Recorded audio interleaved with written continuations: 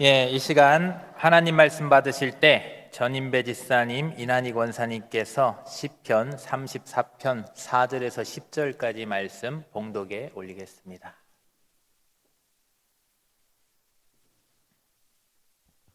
내가 여호와께 간구하매 내게 응답하시고 내 모든 두려움에서 나를 건지셨도다. 그들이 주를 앙망하고 광채를 내었으니 그들의 얼굴은 부끄럽지 아니하리로다. 이 공고한 자가 부르짖음에 여호와께서 들으시고 그의 모든 환난에서 구원하셨도다. 여호와의 천사가 주를 경외하는 자를 둘러 진치고 그들을 건지시는도다. 너희는 여호와의 선하심을 맛보아 알지어다. 그에게 피하는 자는 복이 있도다. 너희 성도들아 여호와를 경외하라. 그를 경외하는 자에게는 부족함이 없도다. 젊은 사자는 궁핍하여 줄일지라도 여호와를 찾는 자는 모든 좋은 것에 부족함이 없으리로다. 아멘. 할렐루야. 아멘. 우리 함께 서로 인사라고 표현하지 말고 우리 사랑 표현하겠습니다. 사랑하고 축복하겠습니다. 사랑합니다. 축복합니다. 웃어주시고 또 스킨십도 하시고 감사합니다. 오늘 이제 여호와의 선하심을 맛보알지라는 제목으로 말씀을 드리는데요. 오늘 주신 말씀을 통해서 더욱더 여러분 하나님과 더 깊이 만나고 많이 삶 속에서 하나님을 맛볼 수 있는 저 여러분 될 수 있기를 간절히 소망합니다. 오늘은 이제 3.1절입니다. 3.1절인 동시에 본격적으로 이제 봄을 느낄 수 있는 3월 첫 주일이거든요. 이제 우리가 3.1절이 되면 어떻게 합니까? 3.1절 딱 이날이 되면 먼저 그 과거에 대해서 기억하고 또 그날의 의미에 대해서 배우고 이렇게 하죠. 그런데 우리가 아무리 기억하고 배운다 할지라도 그날의 두려움과 아픔 이런 것들을 직접 그날에 경험했던 그런 분들에 대해서 그 마음을 다 헤아리기에는 좀 많이 우리가 조심스럽고 많이 한계가 있습니다. 그래서 우리는 3.1절을 함부로 평가하기보다는 어떻게 해야 됩니까? 겸손한 마음으로 그날을 또 기억하고 또 오늘을 감사한 마음으로 살아야 될 줄로 믿습니다. 오늘을 힘차게 사는 것이 과거에 우리 이 조상님들이 그렇게 힘겹게 지켜온 것들에 대한 보답이 아니겠습니까? 자, 그런데 3.1절은 그렇게 기억하고 이렇게 또 우리가 하지만 한계가 있다 했는데 봄은 좀 다른 개념이 되죠. 오늘은 동시에 또 3월 첫 주 봄이니까 봄은 여러분 우리가 배우지 않습니다. 길게 우리가 설명하지 않습니다. 기억하지 않습니다. 봄은 어떻게 합니까? 그냥 냉이꽃 한 그릇, 그죠? 그리고 또 달래 넣은 양념장 한 숟갈 딱 얹어서 맛보는 순간 바로 우리는 봄을 알 수가 있습니다. 봄이네 이렇게 하지 않습니까? 그런데 제가 이 봄에 대한 이 달래나 냉이국 맛 이 이야기를 하냐면 하나님께서도 지금 그런 의미로 오늘 우리에게 말씀을 하시는데 뭐라고 하냐면 너희는 여호와의 선하심을 맛보아 알지어다 라고 한 거예요. 그러니까 배우기만 하지 말고 직접 맛보는 것처럼 음식을 한 숟갈 맛보는 것처럼 그렇게 맛봐서 알아라 라는 거죠.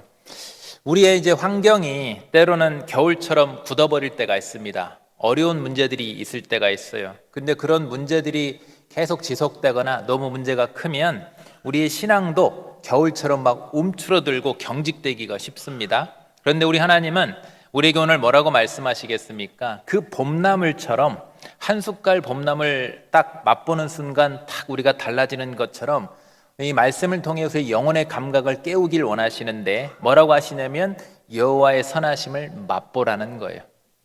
감각을 깨우라 이거죠. 그래서 겨울처럼 자꾸만 우리의 어떤 환경적인 때문에 겨울처럼 자꾸만 움츠러들지 말고 새롭게 봄처럼 시작하는 의미로 우리에게 오늘 이 말씀을 주신 줄로 믿으시길 바랍니다. 겨울 동안 우리가 움츠렸던 우리는 봄이 되면 어떻게 합니까? 이제 좀 뭔가가 좋아지겠지 하고 이렇게 어떤 기대감을 갖고 있지 않습니까? 그리고 3.1 만세운동도 마찬가지죠. 새로운 출발을 기대했던 그런 민족적인 운동이었어요. 뭔가 우리가 좀 새로 왔으면 좋겠다 이런 의미의 운동이 아니겠습니까? 또 봄이 돼도 우리도 그러한 마음을 품고요. 그런데 그때도 그렇고 지금도 그렇고 우리의 많은 기대감을 갖고 있지만 우리의 삶의 문제는 우리가 기대하는 것만큼 그렇게 쉽게 바뀌지 않습니다. 그렇죠? 그게 어려운 문제죠. 그런데 우리 하나님은요, 우리의 지금 현재의 문제가 해결되고 나의 삶이 평온할 때 우리 하나님을 찾으라는 것이 아니에요. 반대입니다. 오히려 우리의 그 힘든 문제 속에서 하나님을 맛보아 알라라는 거예요. 문제가 없을 때 하나님께 나오는 것이 아니라 그 문제가 있기 때문에 그 문제로 인해서 하나님을 맛보아 알게 되라라는 거예요. 그런 의미에서 오늘 본문의 시편 34편의 표제가 뭐라고 되어 있어요? 여러분 성경에 위에 딱 표제로 되어 있어요. 다윗이 아비멜렉 앞에서 미친 채 하다가 쫓겨나서 지은 시, 딱 이렇게 되어 있죠. 아비멜렉은 뭐냐면요, 블레셋의 왕의 칭호입니다. 옛날에 애굽은 파라오 이렇게 칭했지 않습니까? 그러니까 블레셋은 왕을 아비멜렉이라고 이렇게 칭하는 거예요. 근데 그 블레셋의 왕 앞에서 미친 채 하다가 지은 시. 이 다윗이 사울 왕에게 쫓기다가, 그러니까 많은 연전연승도 하고 명예도 얻고 명성이 엄청났는데, 그런데 사울 왕에게 그로 인해서 쫓기다가 결국은 이 자신의 이 적국이었던 다윗이 돌팔매를 해가지고 블레셋의 장군 골리앗을 무너뜨렸지 않습니까? 그런데 그 적국에 가서 블레셋에게 의탁할 정도로 이제 어디 갈 데가 없는 거예요. 갈 데가 없어서 적국으로 향한 겁니다. 그런데 거기서도 목숨이 위태로운 상황이죠. 당연히 적국의 안에 들어갔으니까. 그래서 거기서 미친 채 하면서 침을 질질 흘리면서 있는 상황이에요. 그래서 오늘 우리 주신 이 말씀은요, 평온한 상황에서가 아니라 오히려 외부적으로나 내부적으로나 모든 문제들이 우겨쌈을 당하는 그런 압제 가운데, 그런 상황들 가운데 하나님을 경험한 사람의 신앙 고백이 되는 겁니다. 내가 이런 힘든 가운데 하나님을 경험했습니다 라는 겁니다. 그러므로 여러분, 우리도 마찬가지입니다. 삶의 여러 문제들로 인해서 겨울처럼 자꾸만 움츠려 있다고 한다면, 경직되어 있다고 한다면, 오늘 주신 이 말씀을 통해서 하나님을 맛보아 아는 지혜를 얻으셔서 우리 신앙에도 봄처럼 새로운 출발, 또 새로운 기대감을 가지고 힘차게 나아갈 수 있게 되시기를 간절히 주님의 이름으로 소망합니다. 먼저, 그렇다면 다윗은 위태로운 자리에서 어떻게 하나님을 맛보아 알 수 있게 되었는가? 첫 번째는 부르짖으라 건지신다라는 거예요. 부르짖음과 건짐받음을 통해서 맛보아 알았습니다. 4절을 딱 오늘 본문 보면요, 이렇게 말씀하죠. 내가 여호와께 간구하매 내가 응답하시고 내 모든 두려움에서 나를 건지셨도다 라고 했어요. 자, 지금 다윗은요, 자신은 강하니까 두렵지 않다라고 하지 않죠. 하나님 앞에 나아가서 정직하게 자신의 두려운 상태를 고백합니다. 여러분, 다윗은 지금 그런데 강한 사람이에요. 연전연승했고 전쟁에서 패배를 맛본 적이 거의 없습니다. 그리고 강함이 많고 자신을 따른 사람들 많아요. 그런데 여러분, 두려움을 그대로 하나님 앞에 가지고 나가죠. 여러분, 성도의 신앙, 믿는 성도의 신앙은요, 두려움을 하나님 앞에 숨기는 신앙이 아닙니다. 우리 하나님은 우리가 두려워하지 말라라고 했을 때 하나님 앞에서 두려움을 숨기라는 의미가 아니에요. 두려움을 가지고 나왔을 때, 그 두려움을 가지고 나왔을 때 하나님이 해결해 주시겠다는 거예요. 믿는 성도의 신앙은요, 두려움을 하나님 앞에 숨기는 것이 아니라 그 두려움을 하나님께 가져가야 되는 신앙인 줄로 믿으시기를 바랍니다. 하나님 그걸 가져오라 이거예요. 다윗도 마찬가지예요. 전쟁에서 많은 승리를 얻었고 이미 명성이 자자합니다. 자신들을 따르는 그 부하들도 엄청나게 많이 있습니다. 또 그 사실을 이 블레셋의 아비멜렉 왕도 다윗의 그 아비멜렉도 다윗의 그 강함을 이미 잘 알고 있어요. 그 블레셋의 신하들도 너무나도 잘 알고 있습니다. 그래서 철저히 경계의 대상이었어요. 그래 지금 다윗은 그 앞에서 너무나도 지금 절박한, 목숨이 위태한 큰 문제 앞에 있는 겁니다. 너무나도 두려운 거죠. 여러분, 사람은요, 누구나 인생에서 큰 위기를 만나게 됩니다. 계속 우리가 승리만 할 수 없고 평탄할 수만은 없어요. 나도 생각하지 못한 어떤 큰 위기를 겪게 되는 겁니다. 그래서 여러분, 중요한 건 뭐냐면요, 위기를 여러분 피하는 것보다 중요한 게 있어요. 사실은 우린 이 땅에는, 제가 말씀드렸죠, 이 땅은 가시연공기를 내는 상황이 아니겠습니까? 우리는 오늘은 좋았지만 내일 어떤 일이 발생될지 몰라요. 그래서 우리는요, 위기가 없기를 바라는 것이 아니라 그 위기가 왔을 때 그 위기와 두려움을 어떻게 내가 극복할 수 있는가를 아는 지혜가 있어야 되는 거예요, 여러분. 그리고 다윗 같은 우리는 신앙인 아니겠습니까? 신앙인은 그 능히 그 두려움을, 위기를 극복할 수 있는 방편이 있는 줄로 믿습니다. 어떤 방편입니까? 신앙인은요, 이 두려움 앞에서, 위기 앞에서 항상 두 갈래의 길이 갈려집니다. 선택의 기로가 놓이게 돼요. 우리는 그 두 갈래의 길에서 선택을 해야 되는데, 한 길은 어떤 길이냐? 그 두려움이 나를 지배하는, 두려움이 나를 압제하는 그 길로 향하는 것이고, 다른 한 길은 그 두려움을 가지고 내가 하나님께 가져가는 길입니다. 여러분, 어떤 길로 향해야 되겠어요? 두려움을 하나님께 가져가는 길로 향하시기를 바랍니다. 다윗은요, 간구함을 통해서 두려움을 하나님께 가져갔어요. 그리고 바로 이 두려움을 하나님께 가져가는 이 기도가 고난 중에 성도가 얻게 되는 첫 번째 승리가 되는 거예요. 문제가 해결돼서가 아니에요. 이미 가져간 것을 통해서, 기도가 시작됨을 통해서 우리는 이미 첫 번째 승리가 시작되는 거예요. 왜? 기도하는 순간 이제 그 두려움은 내 것이 아니라 누구께 올려드린 거니까? 하나님께 올려드린 거니까. 여러분, 우리가 기도를 하면 그 기도는요, 두려움이, 그 기도를 통해서 그 두려움이라는 것이 하나님 앞에 그 두려움이 굴복하게 되는 거예요. 내가 그 두려움에 굴복하는 것이 아니라 내가 기도함을 통해서 그 두려움이 하나님 앞에 굴복하게 되는 거예요, 여러분. 이게 너무나도 놀라운 은혜죠.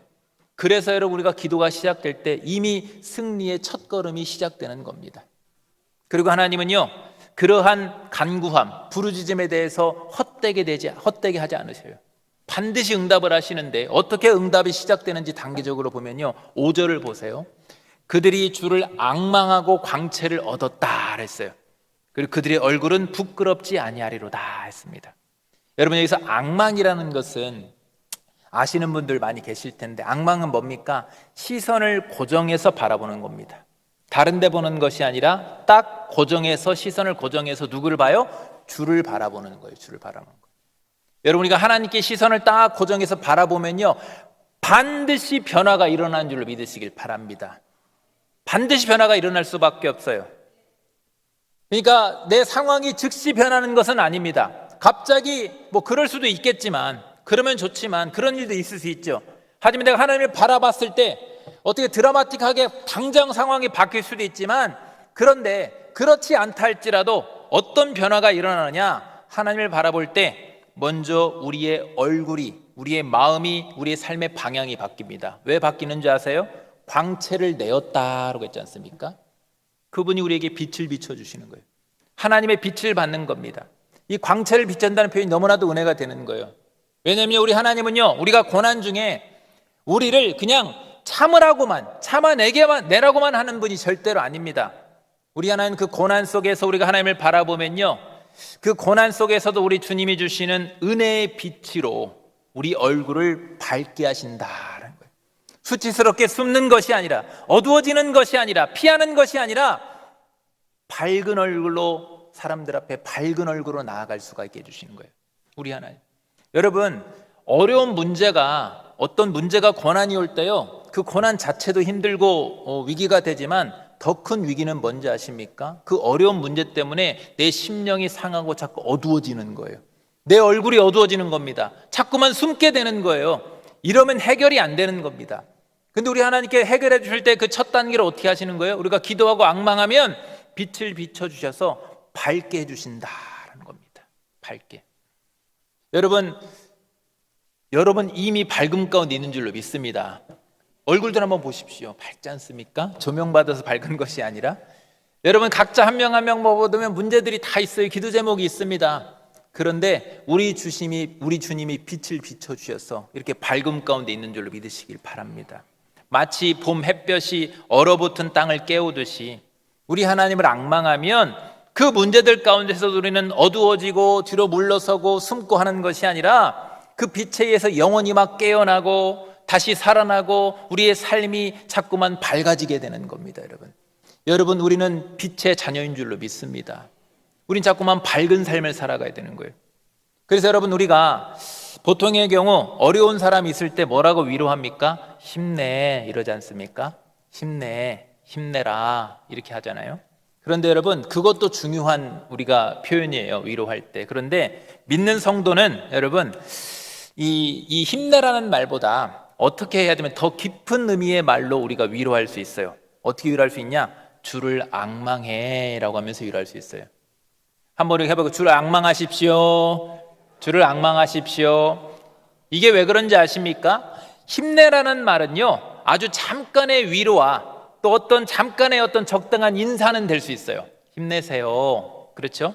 그런데 주를 앙망하라는 말은요, 우리 신앙인만 할 수 있는데, 이 앙망하라는 말은요, 그 앙망하라는 말을 통해서 본질적으로 해결받을 수 있는 길을 제시해 주는 거예요. 주를 앙망하십시오. 주님을 바라보십시오. 빛을 받으십시오. 그 빛으로 나아가십시오라는 의미가 담겨져 있는 표현이에요. 주를 앙망하십시오라는 표현. 그러면 여러분, 이제부터 우리가 힘내라는 말도 하셔야 되지만, 힘내라는 말도 좋지만 주를 앙망합시다. 주를 앙망하세요라는 말로 우리는 누군가에게 그렇게 길을 보여주는 사람들이 될 수 있기를 간절히 소망합니다. 얼마나 멋있는 일입니까? 주를 앙망하는 것이 왜 중요합니까? 주를 앙망하는 그 길에는 반드시 우리 주님이 계시기 때문에 빛이 있는 길인 줄로 믿습니다. 빛으로 나아가야 되죠. 특히 우리 하나님이 선하신 이유는 뭐냐면요, 그 빛을 입혀주시는 그 은혜가 올 때, 그 빛을 입혀주시는 은혜가요, 평온한 사람보다 곤고한 사람에게 더 분명하게 확실하게 경험할 수 있기 때문에 그래요. 상식적으로 그렇죠, 여러분. 우리가 밝음 가운데 있을 때는요, 이 빛도 좋지만 이 빛이 크게 드러나지 않아요. 근데 우리가 어둠 가운데 있을 때 임하는 빛은요, 작은 빛이라도 확실하게 드러나고 경험하게 되는 거예요. 그래서 우리가 곤고한 상태에 있을 때 하나님의 그 빛을 더 많이 확실하게 받을 수가 있어요. 그런 의미로 6절에 뭐라고 하냐면 이렇게 말씀하죠. 이 곤고한 자가 부르짖음에 여호와께서 들으시고 그의 모든 환난에서 구원하셨다라고 했습니다. 다윗은요, 지금 자신을 뭐라고 하면 곤고한 자다라고 말합니다. 이거는요, 자기 비하하는 것이 아니에요. 난 이거밖에 안 돼, 그런 의미가 아닙니다. 하나님 앞에서 자신의 상태를 정직하게 인정하는 겸손인 겁니다, 여러분. 여러분, 우리가 유교문화권에 있다 보니까 겸손은 말을 아끼고 뒤로 물러서고 양보하고 이게 겸손 같은데, 여러분, 우리 성경의 기독적인 이 겸손은 그게 아니에요. 하나님 앞에 나를 인정하는 게 겸손인 거예요, 여러분. 하나님 앞에 나의 연약함을 인정하고 그리고 그분의 뜻대로 순종하는 것, 나를 꺾는 것, 그분의 뜻대로 나아가는 것, 이게 바로 겸손인 줄로 믿습니다. 다윗은 지금 그런 의미로 나는 곤고합니다라고 말하는 거예요. 신앙적으로, 직분과 사명적으로, 관계적으로, 또 육신적으로 다윗의 지금 모든 상황이 곤고합니다. 그리고 그런 상태를 인정하면서 하나님께 부르짖는 그런 겸손을 보이고 있는 거예요. 우리는 간혹 신앙인으로서요, 넘어지고 깨지고 완전히 망가질 때가 있습니다. 안 그랬으면 좋겠지만 때론 우리는 그런 일을 겪을 때가 있어요. 계속 우리가 성장하면 좋은데 어느 날 멈춰 있거나 아니면 멈추는 것도 싫은데 넘어지고 깨지고 완전히 망가지고, 그런 내 스스로도 부끄럽고 또 어떤 경우에는 다윗처럼 사람들 앞에서도 수치를 당하는 경우가 있습니다. 또 그럴 때면요, 하나님께 기도하는 것조차가 버거울 때가 있어요. 또 어떤 경우에는 하나님 앞에 내 자신은 너무나도 죄스러워서 기도하는 것 자체도 송구할 때가 있습니다. 그런데 여러분, 그런 생각은 우리가 사람들 앞에 설 때는 그런 생각할 수 있어요. 아우, 창피해. 사람 앞에 가서 내 잘못을, 내 곤고함을 말할 때는 창피합니다. 말할 수 없어요. 하지만 우리 하나님은 다르다라는 거예요. 우리 하나님 앞에 나아갈 때는 그렇게 하지 않아도 되는 거예요. 왜냐하면 우리 하나님은 애초부터 자격 있는 자를 부르시는 것이 아니고, 또 우리 하나님은 자격 있는 사람의 소리만, 그 기도만 듣는 분이 절대로 아니기 때문에 그렇습니다. 오히려 복음은요, 우리가 괜찮아서 받아주시겠다는 것이 아니에요. 복음은 제가 종종 자주 말하잖아요. 복음은 우리가 부족하고 연약하고 낮아지고 찢겨 있기 때문에 그런 우리를 도와주시겠다는 기쁜 소식인 줄로 믿으시기를 바랍니다. 그래서 여러분, 우리가 실패하고 깨지고 낮아져서 곤고한 사람이 그 곤고한 상태에서 부르짖는 그 심령의 소리를 우리 하나님은 절대로 외면하지 않으시고 들으시는 분이시다라는 거예요. 그리고 그 곤고한 자가 부르짖을 때 뭐라고 말씀합니까? 제 말이 아니라 하나님의 말씀이 뭐라고 그래요? 그의 모든 환난에서 구원해 내신다라고 했습니다. 아멘? 왜 제가 아멘을 유도하는 줄 아십니까? 제 말이 아니라 하나님의 말씀인 성경이 분명히 선포해 주고 있어요. 그의 모든 환난에서 구원해 내신다라고. 여러분, 이 말씀은요, 여러분, 우리 어떤 감정적으로 잠깐 위로해 주기 위해서 주신 말씀이 절대로 아닙니다. 여러분, 성경은 확실해요. 선포해 주시는 거예요, 여러분. 전능하신 우리 하나님의 구원은 막연한 것이 아닙니다. 그렇게 될 거야, 될 걸, 이게 아니에요. 실제적으로 분명하게 확실하게 우리를 붙들어 주시고 건져 주시는 그 역사하심을 보여주시는 우리 하나님의 구원인 줄로 믿으시길 바랍니다. 막연한 것이 아니라니까요. 하나님의 말씀은, 하나님의 구원의 약속은 막연한 것이 아니에요. 그런 의미에서 7절에 우리에게 더 큰 확신을 주시는데 7절에 이렇게 말씀하죠. 여호와의 천사가 주를 경외하는 자를 둘러 진치고 그들을 건지시는도다 하겠어요. 여러분, 저기 둘러 진친다는 저 말이요, 전쟁 용어입니다. 전쟁 용어. 그게 무슨 말이냐면 마치 군대가 진을 치는 것처럼 하나님을 경외하는 자 주변에 하나님께서 실제로 보호하시는 진을 쳐주시겠다라는 거예요, 여러분. 안 보이는데요? 안 보이는데요, 목사님? 안 보이는데요? 여러분, 저게요, 저 진 쳐주신다는 표현도요, 그냥 시적인 멋진 표현을 한 것이 아니에요. 실제적인 표현입니다. 왜 그러느냐? 열왕기하 6장에 보면요, 엘리사의 그 사환이 지금 아람 군대가 지금 성읍을 다 에워싼 것을 보고 두려워하면서 이 스승인 엘리사에게 말합니다. 너무 두렵습니다. 군대가 진쳤습니다. 그러니까 엘리사가 그 뭐라고 말합니까? 사원에게 이렇게 말합니다. 왕하 6장 16절에 보면 대답하되 두려워하지 말라. 우리와 함께한 자가 그들과 함께한 자보다 많으니라. 뭐가 많다는 말입니까? 내 눈앞에는 아무것도 안 보이고 아람 군대만 보이는데 지금 무슨 말입니까? 17절에 보십시오. 뭐 하니까요, 여러분? 기도하여 이르되 라고 했어요. 기도하여 무슨 기도를 했습니까? 여호와여 원하건대 그의 눈을 열어서 보게 하옵소서 하니. 여러분, 우리는 눈과 귀가 가려져서 안 보입니다. 영의 세계가 다 눈에 안 보여요. 보이는 게 다가 아니에요. 그런데 여러분, 그래서 우리는 지금 현재 나의 상황만 보게 됩니다. 그런데 뭐라고 하세요? 여호와께서 그의 청년의 눈을 여심해 그가 보니 불말과 불병거가 산에 가득하여 엘리사를 둘렀더라 라고 했습니다. 아멘? 아멘. 저가 엘리사에만 해당되는 말입니까? 아닙니다. 우리에게도 해당되는 말인 줄로, 말씀인 줄로 믿으시길 바랍니다. 우리 눈에 보이는 것이 전부가 아닌 겁니다. 성경은요, 보이는 군사보다, 보이는 상황보다 보이지 않는 하나님의 보호하심이 사실은 더 실제적이고 더 압도적인 우위에 있다고 우리에게 말씀해 주고 있는 거예요, 여러분. 우리가 보지 못할 뿐이에요. 그러므로 여러분, 우리에게도 물론 삶 가운데 보이는 고난도 있고 보여지는 두려움도 있지만 그것만 보면 안 되는 겁니다, 여러분. 그게 다가 아니에요. 부르짖으면 우리 하나님이 건져 주십니다. 앙망하면 빛을 입혀 주십니다. 그리고 무엇보다도 우리 하나님이 지금 이 시간에도 시시각각 우리를 둘러 진쳐 주시는 줄로 믿습니다. 그러므로 이 시간 주신 말씀처럼 우리가 부르짖을 때 두려움으로 건져주시는 우리 하나님을 확실하게 이 생을 통해서 믿고 나아가시기를 바랍니다. 그래서 우리의 믿음을 새롭게 해서 새롭게 힘차게 신앙의 봄을 맞이할 때 여러분 각자마다 삶의 자리에서 우리의 하나님의 선하심을 맛보아 알게 되시기를 주님의 이름으로 축복합니다. 두 번째는 오늘은 두 가지만 딱 드릴 건데, 두 번째는 어떻게 하느냐? 맛보라 피하라라는 거예요. 맛보라 피하라.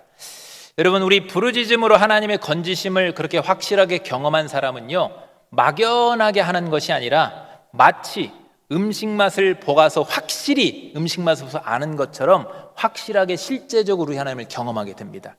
제가 계속 선포했죠. 우리 하나님의 구원하심은 막연한 것이 아니라고, 확실한 것이라고. 그래서 우리가 확실하게 우리 하나님을 경험하면요, 인생의 방향이 달라지게 됩니다. 다윗도 마찬가지예요. 그렇게 하나님을 확실하게 맛보니까 자신 있게 어떻게 하느냐? 사람들에게 자신 있게 말하는 거예요. 자신 있게. 여러분, 우리 오직 예수만이 구원인 줄로, 생명인 줄로 믿습니다. 우리 주님이 길이요 진리요 생명인 줄로 믿습니다. 경험한 것을 확실하게 우리는 선포하는 거예요. 우리 기독교 신앙은 막연한 것이 아닙니다. 각자마다 경험한 우리 주님을 증거하는 거예요. 다윗도 그래서 경험한 우리 주님을 사람들에게 외치는데 뭐라고 합니까? 8절에 너희는 여호와의 선하심을 맛보아 알지어다 라고 했어요. 이게 무슨 말입니까? 맛봐보니까 너무나도 좋아. 이게 나만 맛볼 수 없어요. 여러분도 맛보시기를 바랍니다 라고 선포하는 거예요. 여러분, 저 맛보다는, 왜 하나님을 맛보다는 단어로 표현했을까요? 맛보다는 것은요, 동사예요. 동사. 그게 무슨 의미입니까? 내가 직접 맛을 봐야 되는 거예요. 내가 직접 간접적으로 하는 것이 아니라. 그러니까 하나님의 그 선하심은요, 간접적으로 배우고 막연하게 아는 그런 것이 아니래요. 직접 맛을 보듯이 경험해서 알아야 된다라는 거예요. 물론 여러분, 우리가 신앙의 지식은 필요합니다. 우리 기독교 신앙은요, 공부 많이 해야 돼요. 성경 공부도 하고 막 이렇게 해야 됩니다. 그런데 여러분, 지식이 중요하긴 하지만 하나님을 아는 것이요, 지식에만 머물면 힘이 없습니다. 힘이 없어요. 그래서 우리 하나님은요, 우리에게 뭐라고 하면 맛보라라고 표현하시는 거예요. 그리고 맛보더라도 가볍게 스쳐 지나가듯 맛보지 말고 깊이 있게 맛보라. 어떻게 깊이 있게 맛봐요? 우리 하나님의 이 약속의 말씀을 믿음으로 붙들고 그 말씀대로 순종하는 그 자리에서 우리 하나님의 그 신실하시게 응답해 주심을 실제로 경험해서 깊이 있게 맛보아 알라라는 거예요. 그러면서 지난주 말씀을 잠깐 우리가 또 돌아볼까요? 이 가나 혼인잔치에서 하인들이 있었지 않습니까? 하인들은 순종하는 그 자리에서, 말씀하신 대로 순종하는 그 자리에서 물이 변화되어서 된 그 포도주를 맛봤습니다. 그 포도주를 통해서 우리 예수님이 참으로 주가 되시고 또 우리 주님의 은혜에 의해서 이게 포도주가 변했다라는 우리 주님의 은혜를 맛본 줄로 믿으시기를 바랍니다. 그런데 오늘 그 중에서도 오늘 말씀에서는 우리에게 뭘 맛보라고 하냐면 우리 하나님의 선하심을 맛보라라는 거예요. 그럼 하나님의 선하심이 뭡니까? 좀 감정적으로 우리 하나님은 좋아 이런 정도입니까? 그런 정도가 아니에요. 우리 하나님의 신실하심과 자비하심과 보호하심과 그 구원하심에 관한 우리 하나님의 그 선하심 성품을, 우리 하나님의 선하신 성품을 내가 알라 이거예요. 어떻게 맛봅니까? 그 하나님의 선하신 성품을 우리 삶 속에서 직접 경험해 보라 이거예요. 여러분, 제가 방금 나열한 것들, 신실하신, 자비하심, 보호하심, 구원하심, 우리가 성경 공부하면서 우리가 설교 들으면서 다 배우는 것들이에요. 근데 배우는 것으로 끝나지 말고 직접 삶에서 경험해 보라 이거예요. 우리 하나님의 성품을. 여러분, 다시 한번 봄나무를 떠올려 볼까요? 냉이국의 그 향기는요, 설명으로 알 수 없습니다. 먹어봐야 아는 거예요. 여러분, 달래나물의 그 알싸함은요, 한 숟갈 탁 비벼서 먹으면 얼마나 알싸하고 맛있습니까? 근데 그거는요, 글로만 배워서 알 수 없어요. 여러분, 평생을 글로 배워도 냉이국과 달래나물을 알 수 없습니다. 그러나 여러분, 배우지 않아도 직접 한 번 딱 한 숟갈 퍼서 맛보면 이거 설명하지 않아도 돼요. 배우지 않아도 돼요. 그냥 압니다. 그냥 아는 거예요. 여러분, 근데 우리 하나님도 그런 겁니다.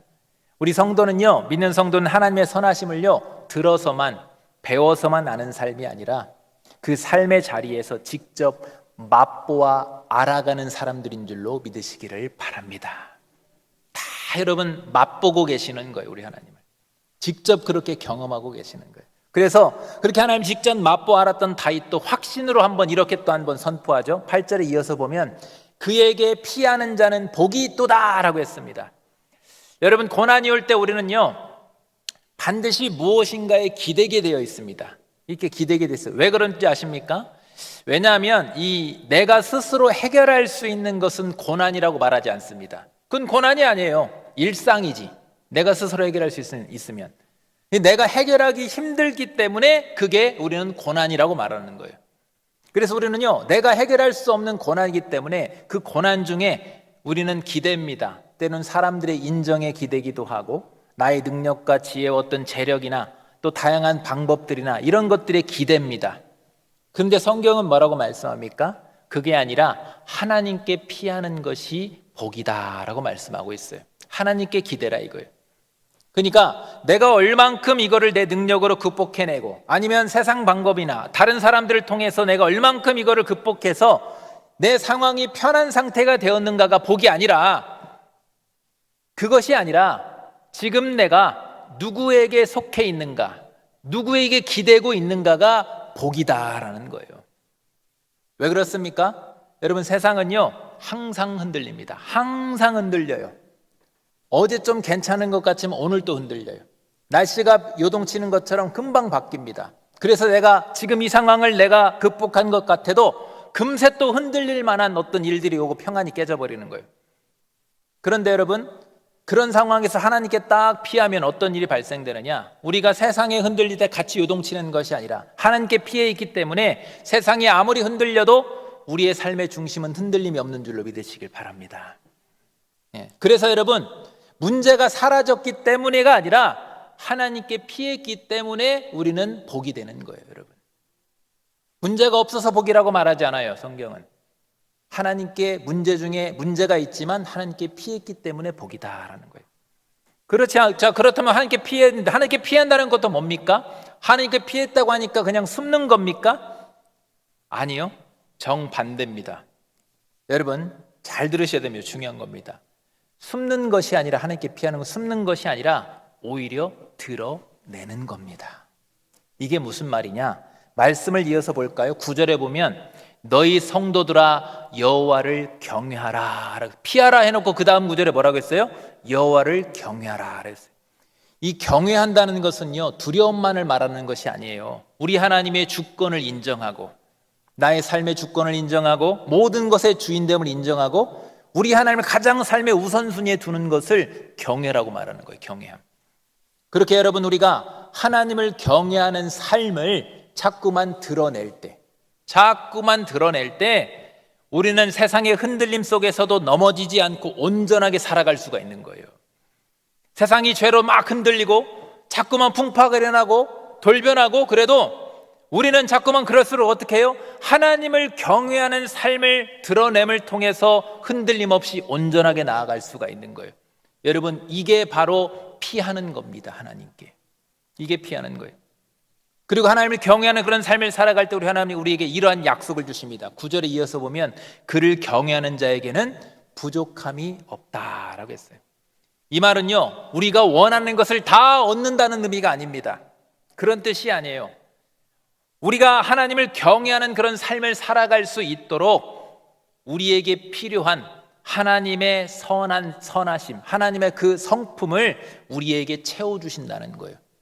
하나님의 선하심을 채워주셔서 세상에 눌리지 않고 자꾸만 변질되게 우리를 억누르고 죄로 누르고 타협하게 만들고 그 풍파로 흔들리게 만드는데, 그런 것에 흔들리지 않고 우리가 온전하게 갈 수 있도록 우리 안에 하나님의 선하신 성품을 채워주신다는 거예요. 거룩한 삶을 살아갈 수 있도록 공급해 주신다는 약속인 겁니다. 그리고 여러분, 그렇게 하나님의 공급해 주심 안에, 하나님의 친밀한 그 연합됨 안에 있으면 세상 앞에서 우리가 아무리 약할지라도, 세상이 얼마나 강합니까? 근데 그 앞에 우리가 아무리 약할지라도 우리는 죄로 인해 흔들리지 않고, 그 죄로 인해 망가지지 않고, 그 죄로 인해 우리는 고통받지 않고 온전히 주 안에서 참된 만족과 행복이 있는 삶을 살아갈 수가 있는 겁니다. 그래서 여러분, 그런 의미의 마지막 절 이렇게 말하죠. 젊은 사자는 궁핍하여 줄일지라도 여호와를 찾는 자는 모든 좋은 것에 부족함이 없으리로다. 여러분, 세상이 볼 때는요, 젊은 사자가 강합니다. 그런데 여러분, 아무리 강한 사자라도요, 결국은 궁핍해져요. 왜요? 세상의 강함은 한계가 있습니다. 젊은 사자가 아무리 강해봤자 몇 년 지나면 끝납니다. 무리에서 퇴출돼요. 결국은 여러분, 강함에는 한계가 있어요. 그러나 우리 여호와 하나님을 찾는 자, 그래서 하나님께 피하고 하나님께 구하는 자는 하나님이 주시는 좋은 것에서 부족함이 없게 해주신다 했어요. 여러분, 여기서 좋은 것도 이제 눈치채셨을 거예요. 여기 좋은 것도요, 당연히 내 욕망을 위한 좋은 것이 아닙니다. 하나님이 보시기에 선한 것, 나를 살리고 나뿐만 아니라 내 주변과 세상을 살리는 선한 것들, 이런 것들을 좋은 것들로 부족함이 없게 해주시겠다는 거예요. 우리 믿음의 여정 신앙을 지켜주시겠다라는 겁니다. 그러면 여러분, 흔들리는 세상 속에서 다른 것이 아니라 하나님을 경외하는 삶으로, 하나님 앞에 살아가는 그런 삶으로 우리 하나님이 베풀어 주시는 선하심을 많이 경험할 수 있기를 바랍니다.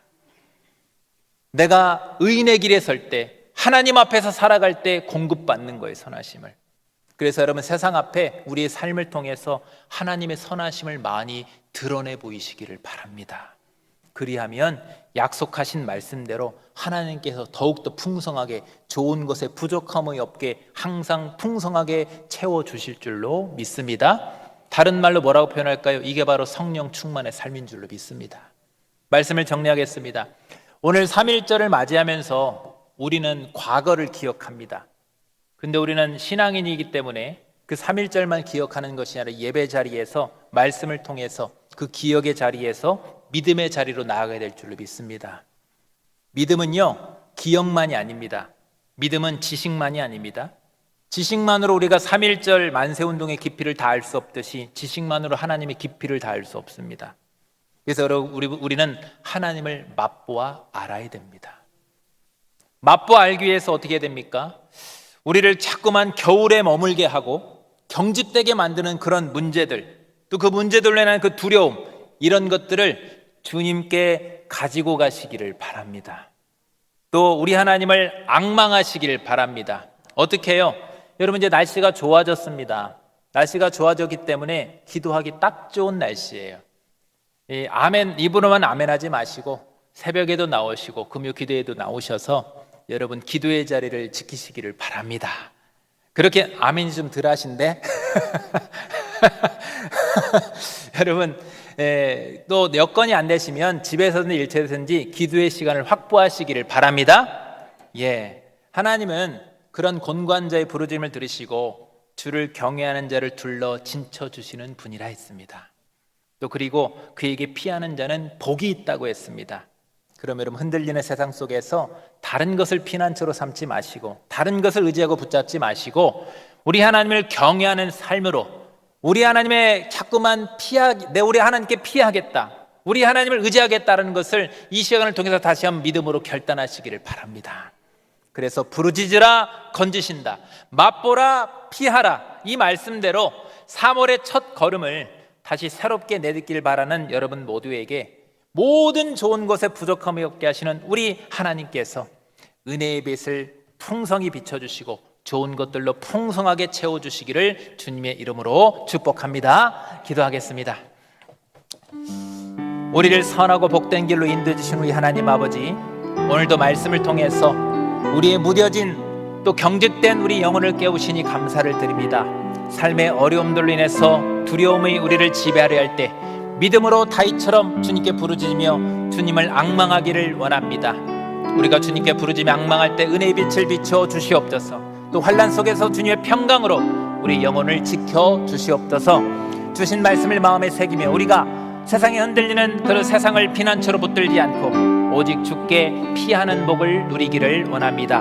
우리의 삶에서 하나님을 경외함이 드러나게 하시고 약속하신 대로 모든 좋은 것에 부족함 없게 채워 주시옵소서. 그래서 봄의 시작을 하나님을 향한 믿음의 결단과 함께 새롭게 열어서 교회와 가정과 일터에서 주님의 선하심을 날마다 맛보아 아는 그 은혜가 충만케 되시기를 간절히 바라고 나오며 예수님 이름으로 기도하옵나이다.